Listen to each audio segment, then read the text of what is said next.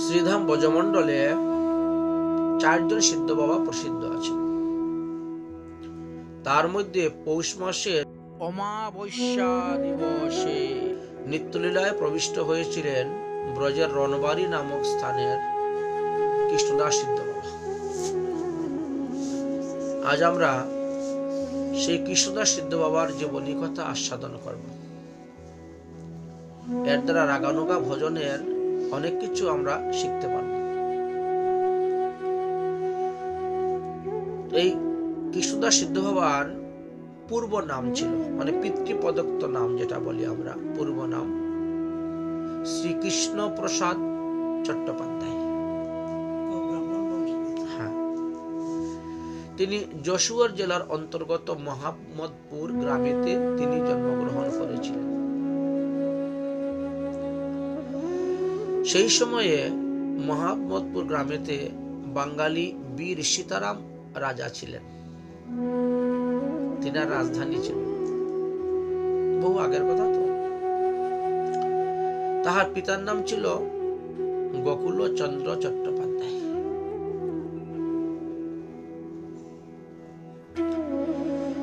তিনি বাল্যকাল হইতেই তাদের গৃহে বিগ্রহ ছিলেন কৃষ্ণ রায়ের বিগ্রহ, হরে কৃষ্ণ রায় বিগ্রহ নাম ছিল। সেই বিগ্রহের সেবাতে তন্ময় হয়ে থাকতেন।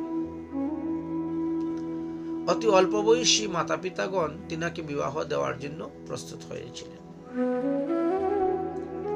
বিবাহের প্রস্তাব চলতেছে, কন্যা দেখা দেখি ইত্যাদি। এমত অবস্থায় তিনি একদিন শেষ রাত্রি গৃহ ত্যাগ করিয়া পদব্রজে শ্রীধাম বৃন্দাবনের দিকে রওনা হলেন। হ্যাঁ, হেঁটে শ্রীধাম বৃন্দাবনের দিকে তিনি রওনা হন। অতি অল্প বয়স।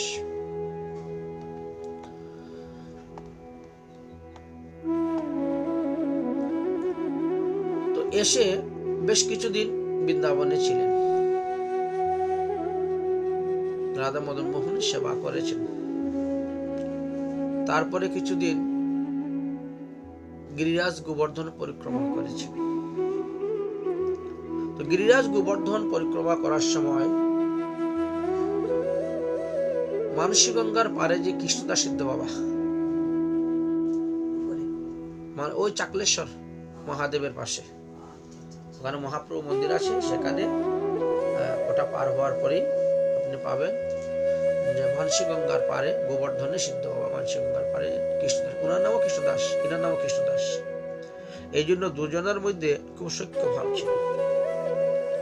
আমাদের মহাজনগণ বলছেন, জয় জয় সিদ্ধ, জয় সিদ্ধ কৃষ্ণদাস রণবাড়ি বাসী, জয় সিদ্ধ কৃষ্ণ দাস রণবাড়ি বাসী, প্রেমানন্দে কৃষ্ণ নাম করেন দিবানিশি, এই রূপে রণবাড়ি রহি কত দিন, আইলেন গোবর্ধনে সিদ্ধ, আইলেন গোবর্ধনে সিদ্ধ বাবার স্থানে, এই রূপে রণবাড়ি রহি কত দিনে, আইলেন গোবর্ধন সিদ্ধ বাবার স্থানে। আসার পরে দুজনের মধ্যে এই সখ্য ভাব উপস্থিত হলো। তারপর রণবাড়ি তখন ছিল ঘন অরণ্য জঙ্গল, খুব জঙ্গল ছিল। সেখানে থাকতেন ব্রজবাসীর ঘরে মাধবী। সিদ্ধ বাবা দেখি তারে আলিঙ্গন করিল, প্রেমানন্দে দুইজনে বিমূঢ় হইল, একে অন্যের দর্শনে স্পর্শনে আলিঙ্গনে বিমূঢ় হয়ে গেলেন। কৃষ্ণলীলা প্রসঙ্গেতে নিরবধি হল, সবসময় কৃষ্ণলীলা নিগম থাকতেন। এই রূপে কতদিন যাতায়াত করিল, মানে সিদ্ধ বাবার কাছে আসা যাওয়া করতেছেন এইভাবে বেশ কিছুদিন। তো তিনি কি করতেন, রণবাড়িতে গিয়ে থাকতেন আর গিরিরাজ পরিক্রমা করতে আসতেন। কখনো তিনি সাধারণ একটা কুটি নির্মাণ করে সেখানে ভজন করতেন। গ্রামে মাদুগুরি করে নিজের প্রয়োজন যতটাই তিনি করতেন। কিন্তু কোনো কোনো সময় দেখা গেল প্রয়োজনের থেকেও বেশি মাদুকরি তিনাকে করতে হতো। অবশিষ্ট গুলাকে তিনি গরুকে খাওয়াই দিতেন। কেন তিনি নিজের প্রয়োজনের বেশি করতেন মাদুকরি? তার কারণ ছিল ব্রজবাসীগণ তিনাকে এতই ভালোবাসত, তিনি যদি তাদের ঘরে না যেতেন তারা দুঃখ পেত। বাবা, আমরা কি দোষ করেছি, আমাদের ঘরে কেন আসো না মাদুকরি নিতে? ব্রজবাসীদের এই প্রেমেতে আবদ্ধ হয়ে তিনাকে প্রত্যেক ঘরে যেতে বাধ্য হতেন। মাদুকরি একটা রুটি, অর্ধেক রুটি আনতেন, তাও ওনার প্রয়োজনের থেকেও বেশি রুটি হয়ে যেত। সেই অবশিষ্ট গোমাতাকে তিনি সেবন করাই দিতেন সেই মাদুকরি গুলা। এখন বাল্যকালেই তো গৃহ ত্যাগ করে ব্রজে চলে এসেছেন, তিনি অন্যান্য তীর্থ দেখার মতো কোনো সুযোগ বা সময় পান নাই, বা অন্যান্য লোকের সঙ্গে হয়নি। বৃন্দাবনে আসার পর 15 বৎসর তিনি বৃন্দাবনে বাস করেছেন। 15 বৎসর ব্রজমণ্ডলের বাইরে তিনি কখনো কোথাও যান নাই। 15 বর্ষ ব্রজে করিয়া ভজন, চারিধাম দর্শনে হিতে হইল মন। এবার তিনি 4 ধাম দর্শন করার জন্য যাবেন। আমাদের ভারতবর্ষের চারদিকে 4 ধাম আছে। পূর্ব দিকে জগন্নাথপুরী, জগন্নাথ ধাম, দক্ষিণ দিকে সেতুবন্ধ রামেশ্বর, পশ্চিম দিকে দ্বারকা, উত্তর দিকে বদ্রীনাথ। এই 4 ধাম তিনার দেখার খুব ইচ্ছা হল।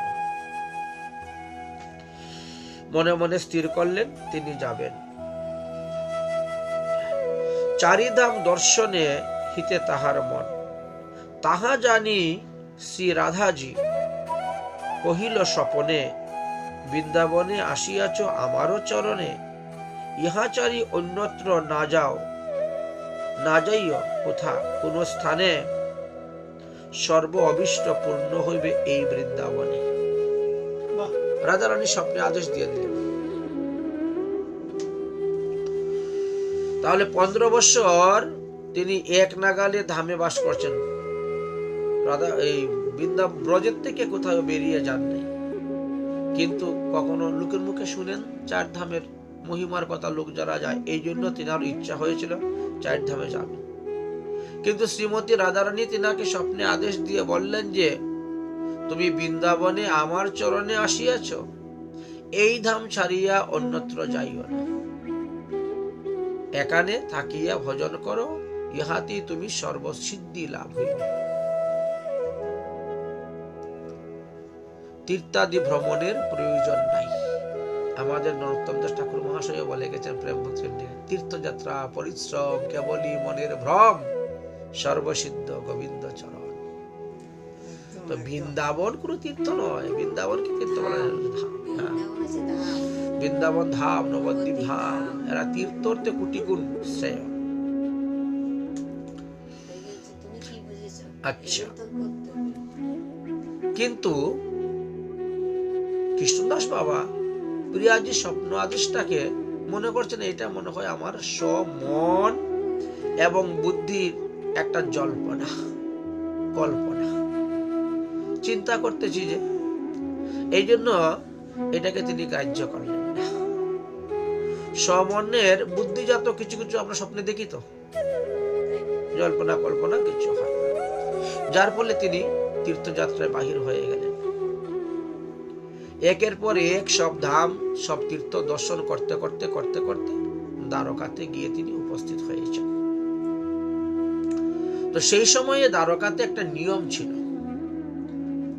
যিনি তপ্ত মুদ্রা ধারণ করবেন তিনি এই মন্দিরের ভিতরে গিয়ে সে বিগ্রহ দর্শন করতে পারবেন, স্পর্শ করতে পারবেন, আলিঙ্গন করতে পারবেন বিগ্রহকে। তপ্ত মুদ্রা ধারণ, হরিভক্তি বিলাসেতে আমাদের মুদ্রা ধারণ সম্পর্কে অনেক কিছু লেখা আছে, দেখবেন মুদ্রার কথা সেখানে লেখা আছে। তো এইভাবে তিনি যখন সেখানে গিয়ে উপস্থিত হয়েছেন, তখন মুদ্রা চিন্তা করলেন এত দূর এত পরিশ্রম করে এসেছি, আর হরিভক্তি বিলাসে তো মুদ্রা ধারণের কথা লিখাই আছে।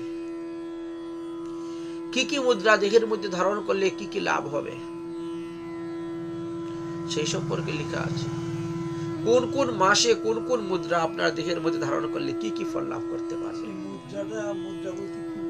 শঙ্খ, চক্র, গদা, পদ্ম, হ্যাঁ, ওম, হরি, রাধা, গৌর, নিতাই, যা হোক অঙ্গে লেখা।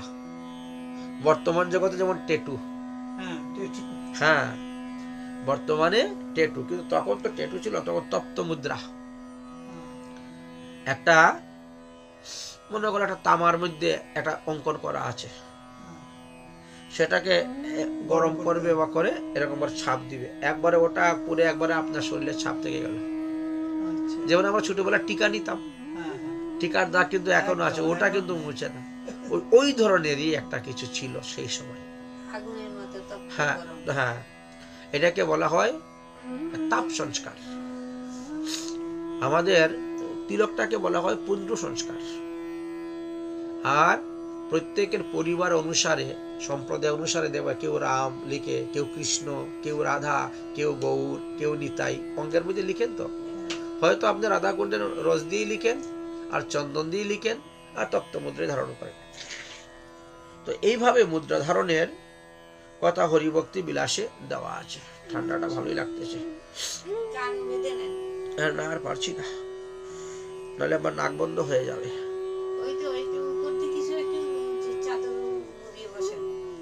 আর চাদর মুড়ে তো হবে না, এই হয়ে গেল। তাহলে সেই তপ্ত মুদ্রা তিনি ধারণ করলেন। ধারণ করে ওখানে গেলেন, মন্দির দর্শন, বিগ্রহ দর্শন, আলিঙ্গন স্পর্শন সবই হলো। তারপরে এবার এখন ধীরে ধীরে অন্যান্য তীর্থ ভ্রমণ করতে করতে আস্তে আস্তে এবার বৃন্দাবনের দিকে রওনা হচ্ছে। তো চারি সম্প্রদায়ের বৈষ্ণবেই পৃথক পৃথক মুদ্রা আছে। সেই সময়ের যে প্রথা ছিল, সেই প্রথা অনুসারে চারি সম্প্রদায়ের বৈষ্ণব যেই যাও না কেন, তোমাকে সেখানকার তপ্ত মুদ্রা ধারণ করতে হবে। সেখানকার তপ্ত মুদ্রা কি? রুক্মিণীর, সত্যভামার। ওই মুদ্রা ধারণ করলে মানে তুমি রুক্মিণীর সেবিকা হয়ে গেলে, সত্যভামার সেবিকা হয়ে গেলে, দ্বারকাধীশ কৃষ্ণের সেবিকা সেবক হয়ে গেলে। এটি ঠিক বুঝেছেন? ইহা কিন্তু বৃন্দাবনের রাগমার্গীয় যে বৈষ্ণবগণ আছেন, সেই বৈষ্ণবগণের সদাচার সম্মত নহে, মুদ্রা ধারণ সম্মত। কিন্তু রুক্মিণীর মুদ্রা কেন ধারণ করবেন, সত্যভামার মুদ্রা কেন ধারণ করবেন, সেটা সম্মত নয় রাগমার্গের।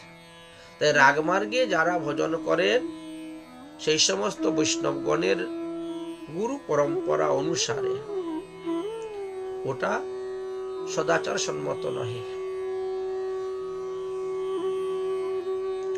অথচ হরিভক্তি বিলাসে তার ব্যবস্থা দেওয়া আছে, মুদ্রা ধারণের কথা লেখা আছে। বাবাজি মহাশয় তো ব্রজের সদাচার, ব্রজের সাধু, বৃন্দাবনের সাধু। ব্রজের যে সদাচার সেটাকে তোমার পালন করতে হবে, কিন্তু ব্রজের সদাচারটাকে তিনি অপেক্ষা করলেন। রাগানুগা ভজনের যে মার্গ, যে পদ্ধতি, যে প্রণালী, সেটাকে তিনি অপেক্ষা করলেন। করে তিনি কি করলেন?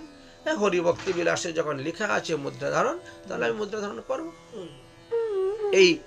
এই মনোপুত নিয়ে তিনি মুদ্রা ধারণ করলেন।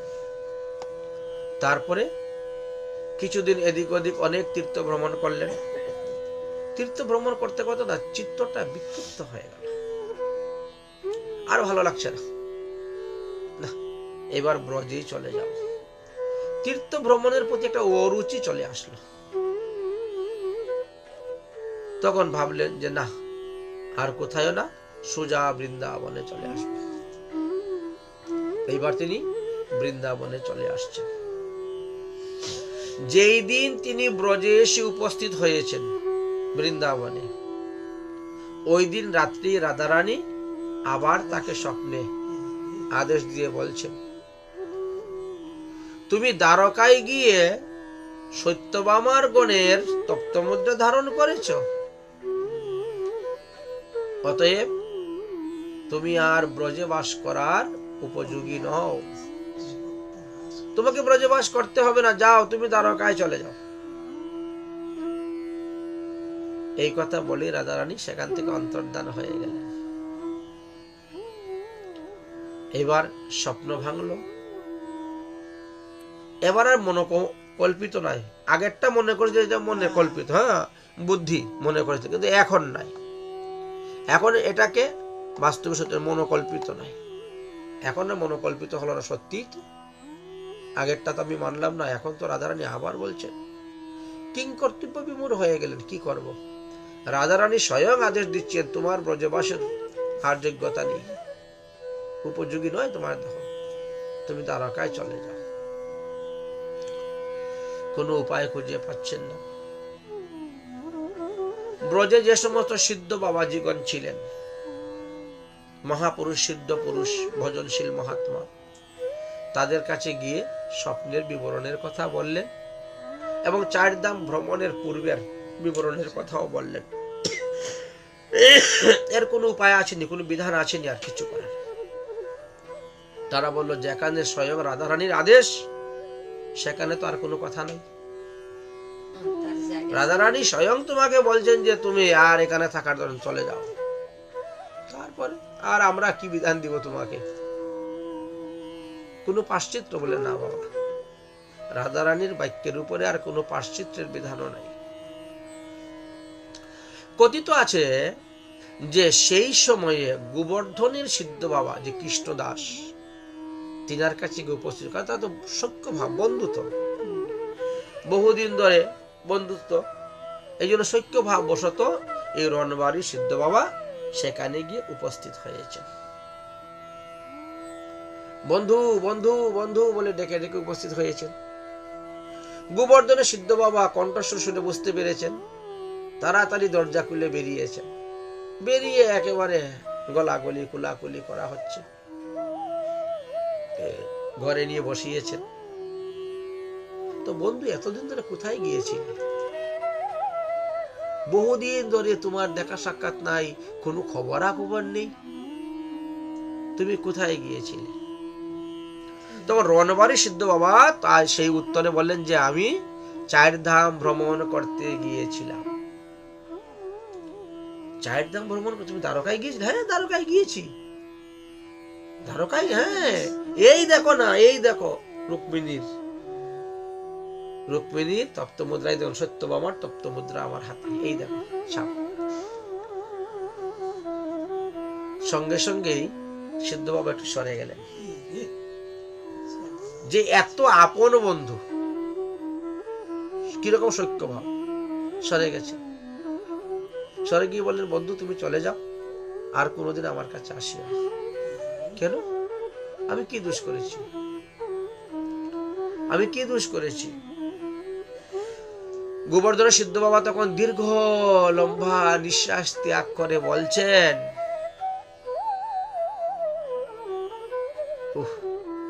আজ হইতে আপনার সঙ্গে আর আমার স্পর্শ হবে না।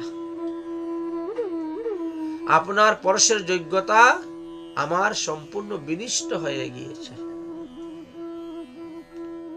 কারণটা কি বন্ধু? কি অপরাধ করেছি আমি?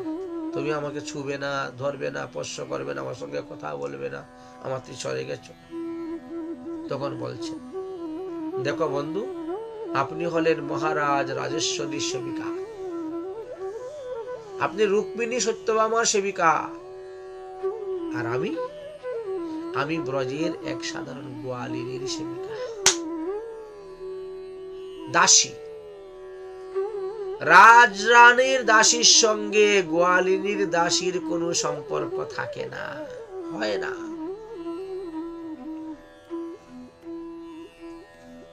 কোথায় তুমি রাজরানীর দাসী, আর আমি কোথায় গোয়ালিনীর দাসী? এই জন্য তোমার সঙ্গে আর আমার উঠা বসা চলাফেরা চলবে না। এই কথা শুনে রণবাড়ি সিদ্ধ বাবার তখন একটা নির্বেদ উপস্থিত হয়ে গেল। তিনি পুনরায় জিজ্ঞাসা করলেন, বন্ধু এর কি কোনো উপায় আছে? আর কোনো উপায় নেই। স্তম্ভিত হয়ে গেলেন। কতক্ষণ চুপচাপ বসেন। কৃষ্ণদা সিদ্ধ বাবা ঘরে চলে গেছে।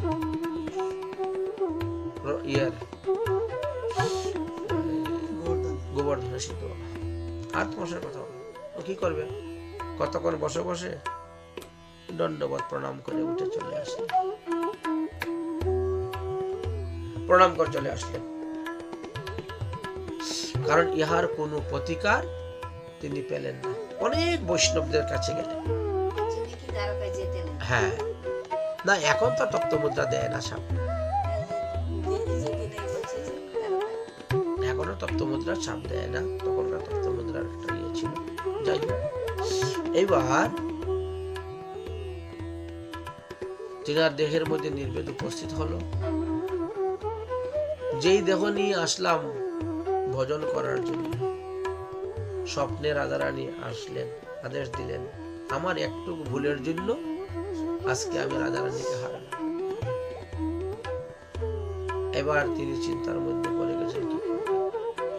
যে সমস্ত বৈষ্ণব ছিল উচ্চ মার্গের, সবার কাছে গিয়েছে, সবার একই কথা, আরে প্রিয়াজি সাক্ষাৎ যেখানে আদেশ দিয়েছেন এর উপরে আর কোনো মনোবুদ্ধি খাটবে না, কোনো বুদ্ধি কোনো বিধান খাটবে না।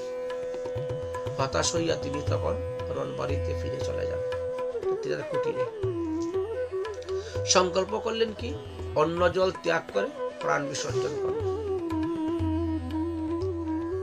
এই যে কৃতকার্য, যে কাজটা করেছেন সেই কাজে অনুতপ্ত হয়ে গেল।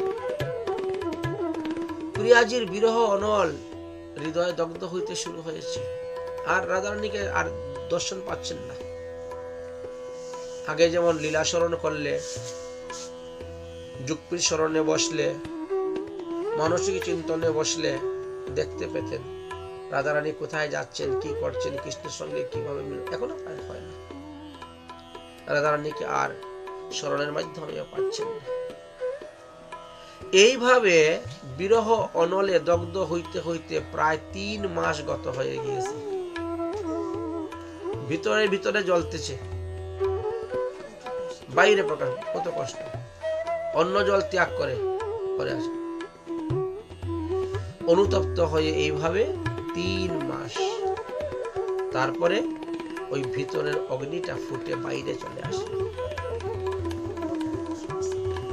ভিতরের অগ্নিটা ফুটে বাইরে চলে আসে। চরণ হইতে অগ্নি প্রকট হয়ে গেল। ডাইন পায়ের কনিষ্ঠ আঙ্গুল থেকে আগুন ধরে গেছে। সমস্ত শরীরে পুড়তে শুরু হয়েছে। শরীর থেকে যে আগুনটা গিয়ে সাইডে আগুন লাগছে, ধাও ধাও করে ঘরের ভিতরে আগুন জ্বলতেছে, ধাও ধাও করে আগুন জ্বলতেছে। দূর থেকে ব্রজবাসীরা দেখতেছে, বাবা কাকুটিয়া আমি আগ লাগ গিয়া, বাবা কাকুটিয়া আমি আগ লাগ গিয়া, সবাই আসতেছে। জল দিলে আগুন আরো বেড়ে যায়।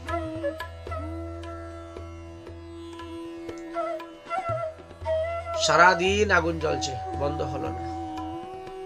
তখন মথুরায়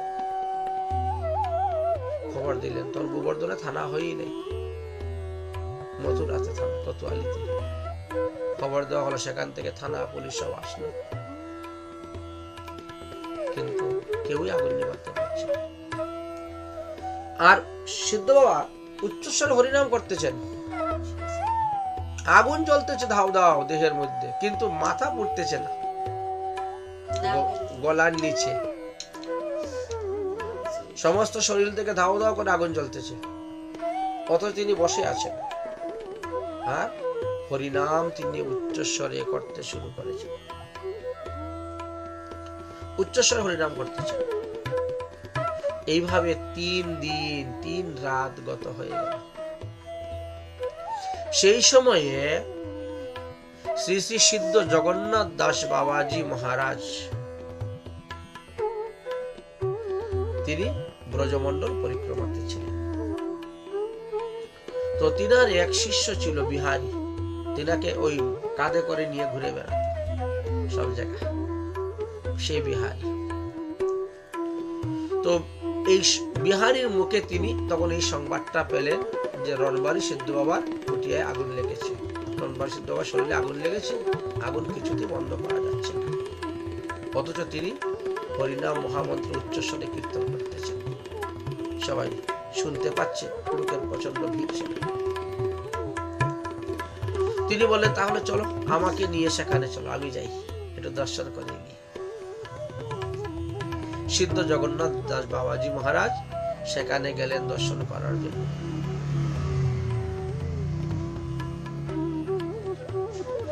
তো দর্শন করছেন, দর্শন করে বললেন যে যাও তো তুমি একটু ঘরের ভিতরে ঢুকো, ঢুকে দেখো তো একটু তুলা পাওয়া যায় কিনা, একটু ঘি আর তুলা নিয়ে আসো।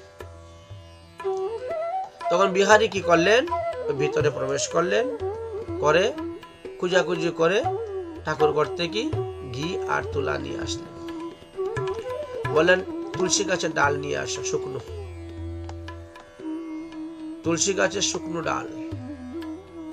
কি হবে দেখো না, দিয়ে এটাকে বাতি বানিয়েছেন। আমরা করি না এরকম, তুলসী গাছের ডাল দিয়ে, তুলা দিয়ে, ঘি দিয়ে, কর্পূর দিয়ে আরতি করা হয়।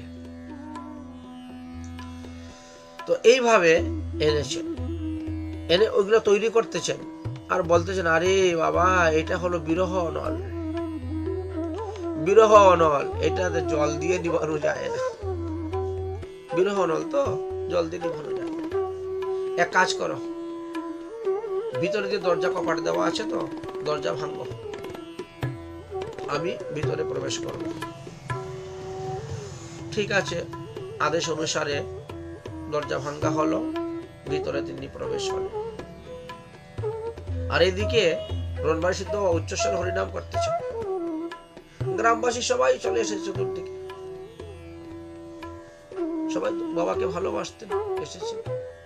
বাবা ওই হরিনাম করতে করতে হাত তুলে বলছেন তোমাদের গ্রামে কখনো মহামারী আসবে না, রোগ সুখ ব্যাধি মহামারী হবে। আবার হরিনাম করতেছি। তখন ওই সিদ্ধ বাবা কি করলেন, ওই জগন্নাথ সিদ্ধ বাবা ওই তিনটা তৈরি করলেন প্রদীপের মতন করে, কি করলেন এই তিনটাকে মাথার মধ্যে দিলেন। রণবাড়ি সিদ্ধ বাবার মুখে হরিনাম হচ্ছে আর গলার থেকে নিচ পর্যন্ত ধাও ধাও করে আগুন জ্বলতেছে, মুখে হরিনাম হচ্ছে। যখন মাথার মধ্যে দিয়েছে তখন ধপ করে আগুনটা মাথার মধ্যে উঠে গেল, বাস তিনার শরীর ভস্মীভূত হয়ে গেল।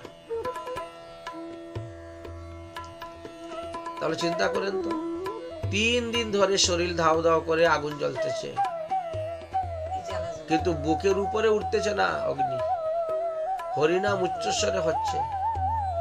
ব্রজবাসীগণ তো সবাই কাতর, কান্না করতে করতে বাবাকে খুব ভালোবাসতেন।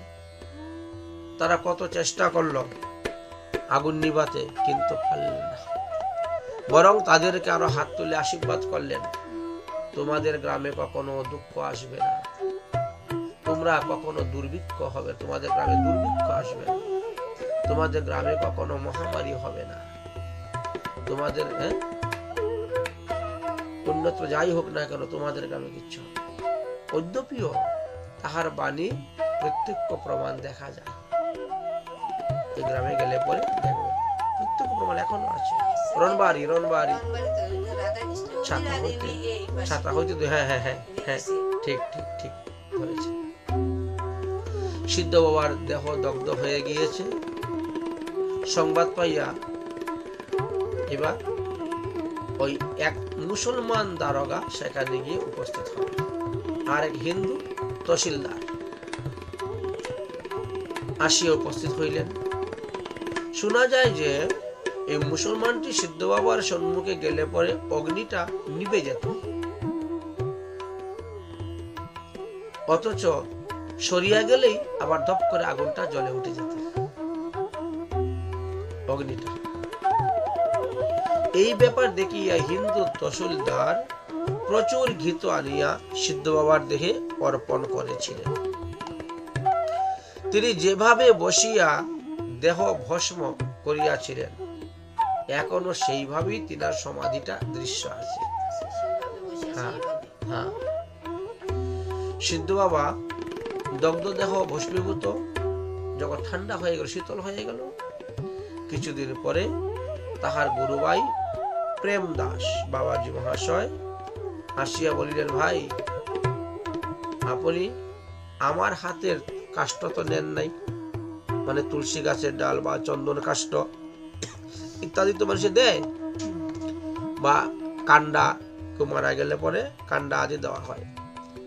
তো আমি তো সংবাদও পাই নাই, আসতেও পাই নাই, তোমাকে একটা কাষ্ঠ আমি দিতে পারলাম না, তাহলে নেও আমার এই কাষ্ঠটা তুমি গ্রহণ করো।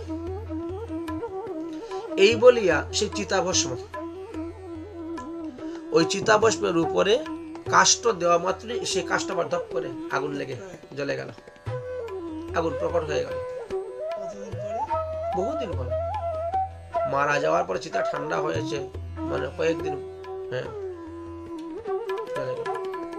সিদ্ধ বাবা সমাধির নিকটে আসিয়া যে যা প্রার্থনা করে তাহা পূর্ণ হয় বলিয়াই ব্রজবাসী করে দৃঢ় বিশ্বাস। এই ঘটনাটি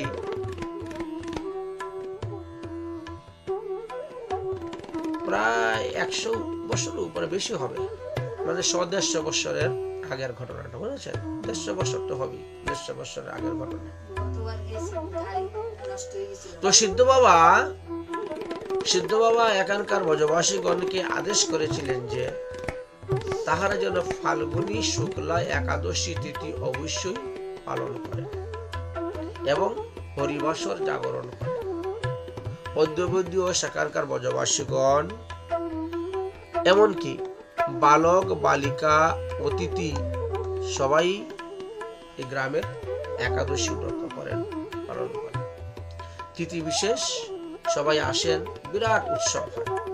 সেই উপলক্ষে লোকজন আসেন, লীলা কীর্তন হয়, বিভিন্ন অভিনয় হয় ইত্যাদি। এই যে আমাদের পৌষ মাসের অমাবস্যা, এই পৌষ মাসের অমাবস্যাতেই তিনার বিরহ তিথি। তো সেই উপলক্ষে সমস্ত গ্রামের ব্রজবাসীগণ চাঁদা তুলে 84 ক্রুশ ব্রজমণ্ডলের যত বৈষ্ণব আছেন সমস্ত বৈষ্ণবদেরকে ভোজন করায়। সব দিক থেকে গাড়ি পাঠিয়ে দেন।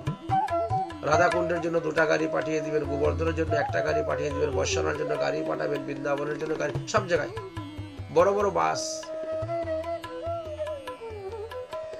আসবে, আপনারা গিয়ে বাসে বসুন, বাস যাবেন, প্রসাদ পাবেন, দান দক্ষিণা গ্রহণ করবেন, আবার বাসে এনে আবার দিয়ে যাবেন। প্রত্যেক বাস। কোনো সেক্ট গেলে না তোমরা অন্যদিন দান করো, এটা আমাদের বাবার উৎসব, আমরা করব।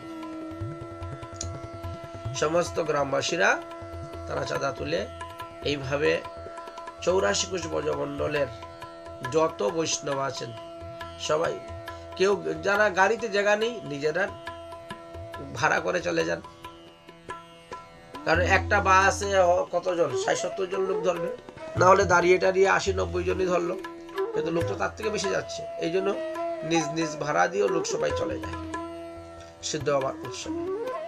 আর আমার জীবনের প্রথম ভাগবত পাঠই সিদ্ধ বাবার এখানে। সিদ্ধ বাবার এখানে আমি আমার জীবনের সর্বপ্রথম ভাগবত সপ্তাহ করেছি। তারপরে সিদ্ধ বাবার কৃপায়, গুরু মহারাজের কৃপায় এবার অন্যত্র সর্বত্র প্রচার হচ্ছে। 2 জানুয়ারি 2005-এ সিদ্ধ কৃষ্ণদাস বাবাজি মহারাজের আশ্রম রণবাড়িতে আমি সর্বপ্রথম ভাগবত পাঠ শুরু করেছিলাম।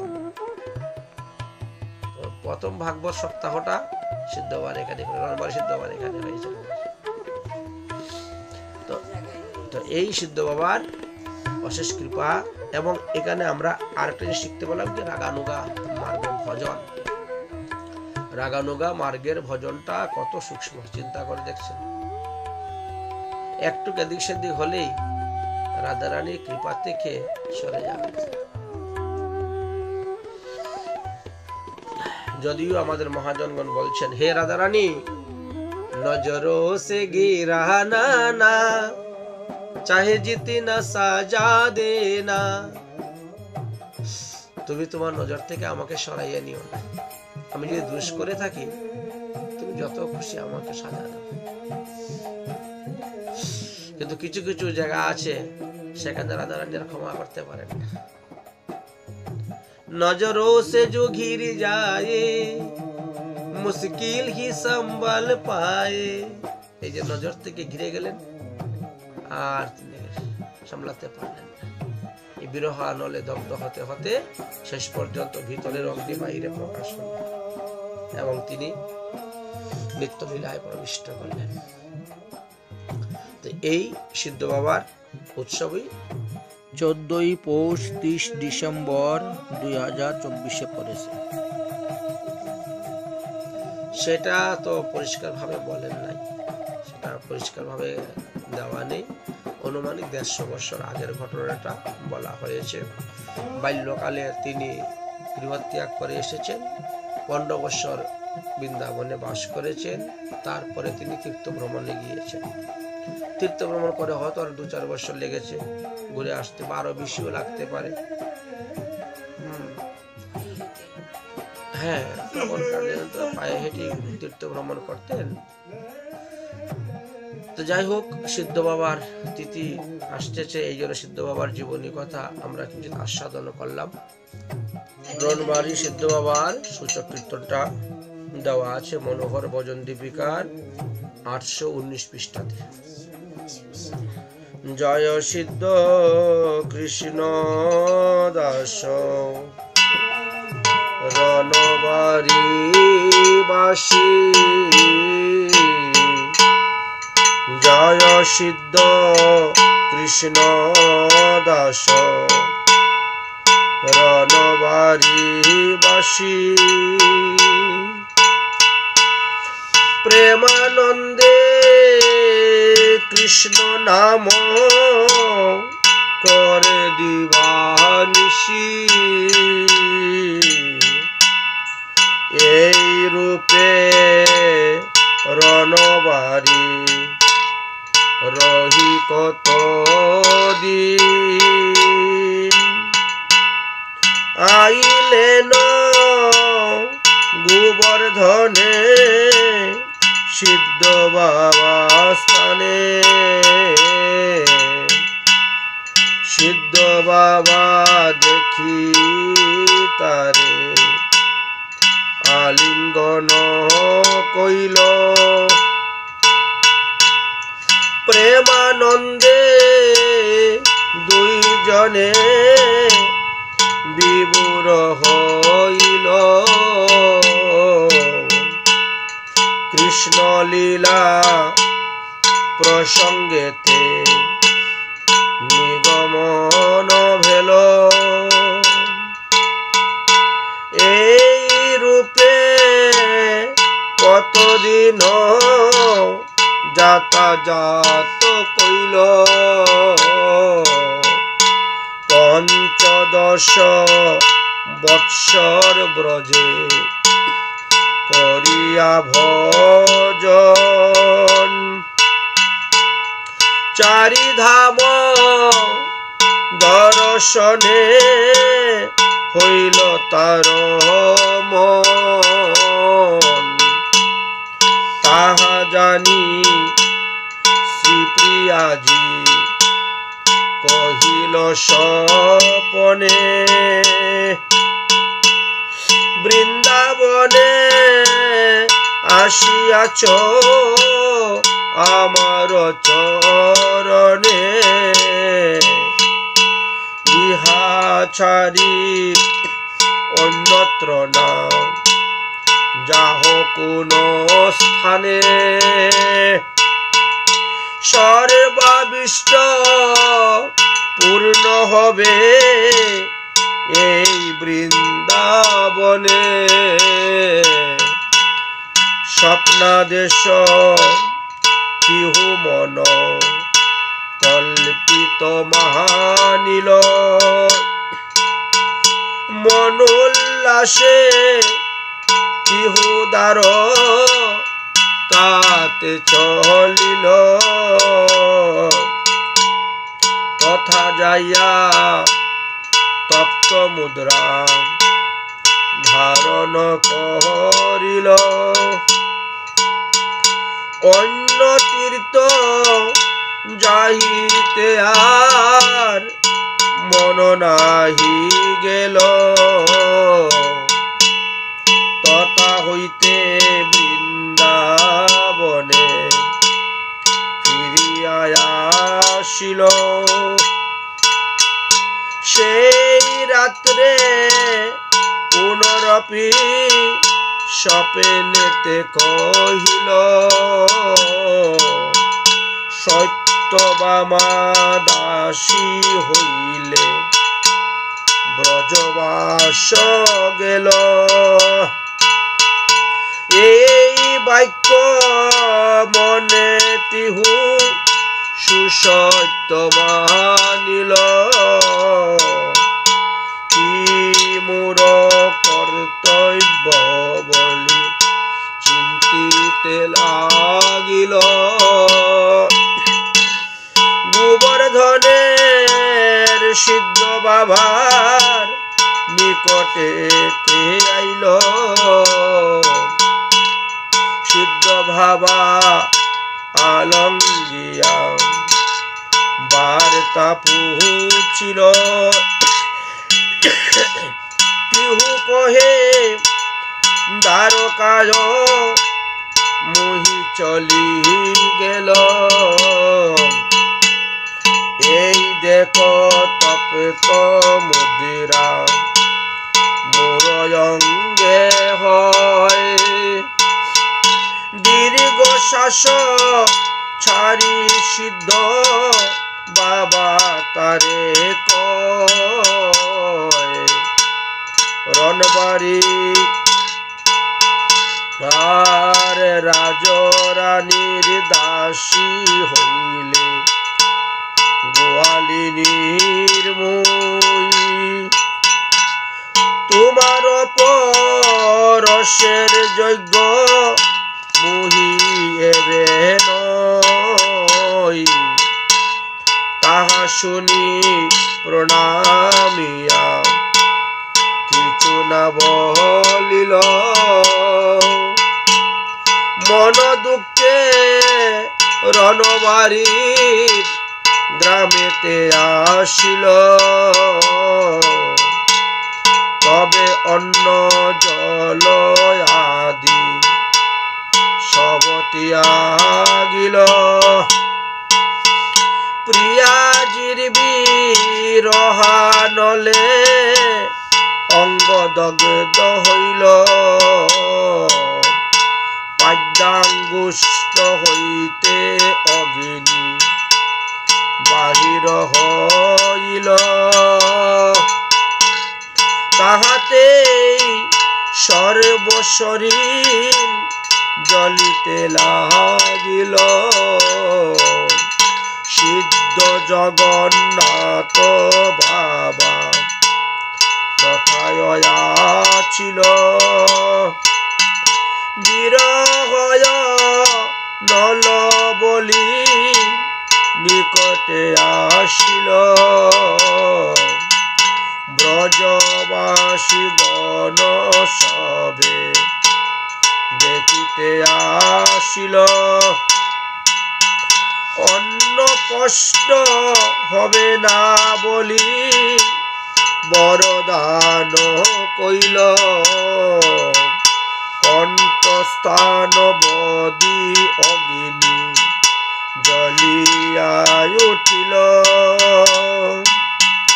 উচ্চস্বরে কৃষ্ণ নাম জিহ্বাতে স্ফুরল।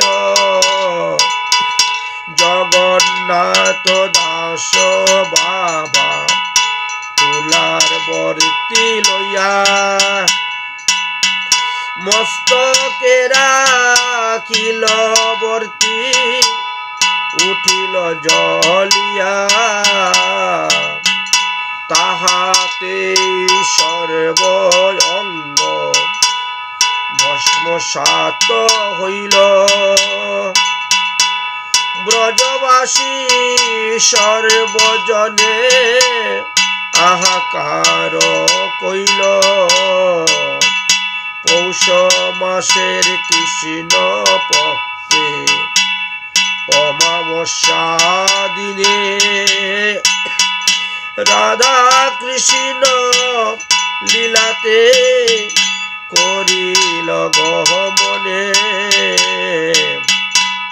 তাহার বিরহে সর্ব বৈষ্ণবের গণ অতি দুঃখ সাগরেতে কইল নিমজ্জন